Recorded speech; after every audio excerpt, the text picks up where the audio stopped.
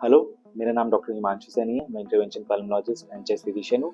आज हम बात करेंगे निमोनिया के बारे में। निमोनिया एक फेफड़े का इन्फेक्शन होता है। इसके अंदर मुख्य लक्षण खांसी, बुखार, खांसी के साथ बलगम आना, ये इसमें मुख्य लक्षण होते हैं। बच्चे और बुजुर्ग के अंदर निमोनिया जानलेवा हो सकता है। सही समय पर इसका टेस्ट करवा के पक्का इलाज संभव है और अब निमोनिया की वैक्सीन भी अवेलेबल है। बच्चे, बुजुर्ग और जो लोग फेफड़े या दिल की लंबी बीमारी से पीड़ित हैं, उन्हें इस वैक्सीन को जरूर लगवाना चाहिए। निमोनिया की वैक्सीन सेफ है और इसके मिनिमल साइड इफेक्ट्स हैं। सुरक्षित रहिए और अपने परिवार को सुरक्षित रखिए। निमोनिया की वैक्सीन जरूर लगवाइए।